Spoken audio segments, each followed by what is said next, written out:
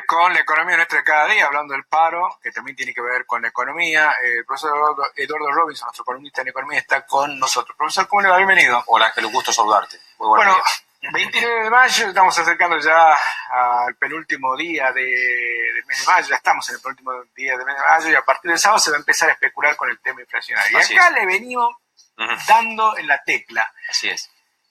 Las expectativas para el gobierno, digo, alivio entre comillas, porque sigue siendo alta.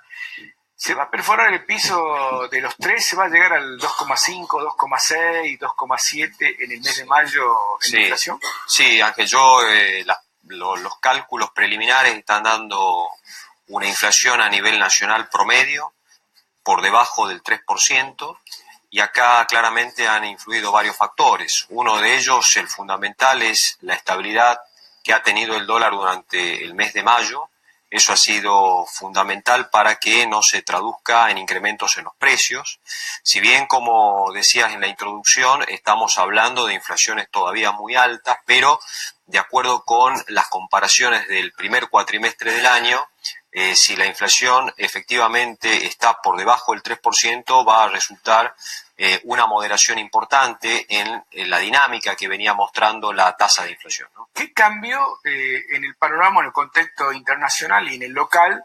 Que, por ejemplo, desde el lunes hasta hoy estamos viendo un Wall Street que no arranca por cuestiones internas del tema laboral y de empleo, que no eran tan auspiciosos como se anunciaban en algún momento.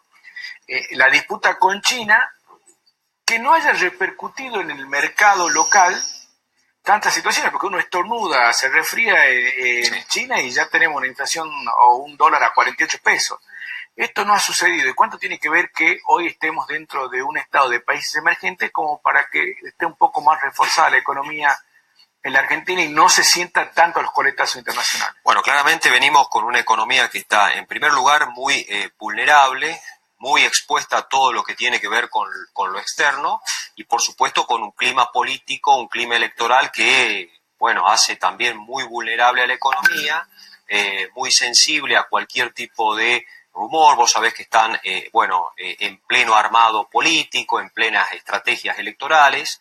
Y bueno, la economía argentina a veces siente esos cimbronazos internacionales un poco más fuerte, otras veces no tanto, y por supuesto la lupa que ponen los países en la Argentina respecto a cómo vienen o cómo están proyectando las elecciones. Entonces, primero que la Argentina ya ha tenido una devaluación muy importante, tiene una inflación muy importante, y entonces, a veces estas cuestiones internacionales no se traducen de lleno en la economía argentina, una economía que viene castigada durante este año, golpeada. Entonces vos decís, esto es como que se puede notar más esa influencia, y bueno, es como que ya el deterioro con que venimos en algunas variables, entonces es como que no terminan de repercutir del todo, precisamente porque se nota menos, dado que la economía argentina está hoy teniendo, como te digo, esas vulnerabilidades que muestra la tasa de inflación, que ha mostrado una fuerte devaluación del peso durante el año pasado y buena parte del comienzo de este año, donde todavía la economía real no empieza a dar señales y síntomas demasiado claros respecto de una recuperación de la actividad económica.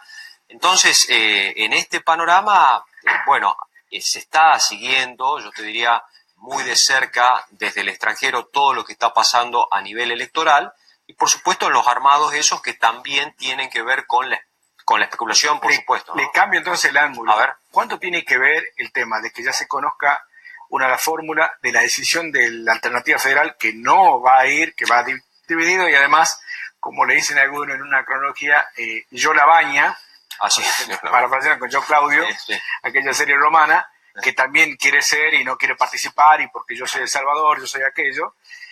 Y por ahí, la confirmación después del rumor de que Macri va a ser candidato, ¿cuánto influiría el nombre del vicepresidente que va a elegir Macri en los próximos días? Bueno, como te digo, se van perfilando algunas cuestiones, pero todavía el panorama no está muy claro. Y desde ese punto de vista, en primer lugar, lo que se está mirando, sobre todo desde Wall Street, desde los centros financieros internacionales más relevantes, es precisamente que, en primer lugar, que habría cierta moderación, es decir, que no va a haber algo muy disruptivo, algo que va a patear el tablero totalmente en la economía. Entonces, eso mantiene alguna cuota, llamarle así, de menor variabilidad en el resto de la economía. Eso por un lado.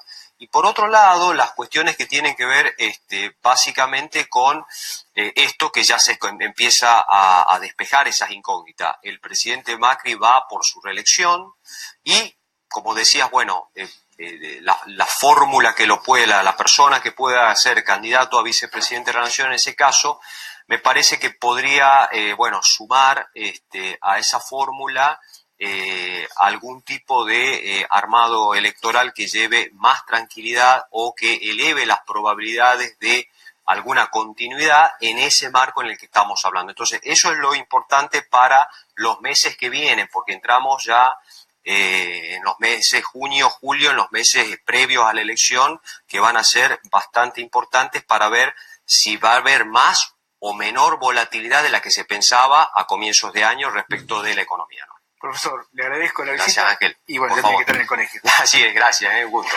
Hablando de economía, hablando de política, se esperaba la convocatoria que se dio en la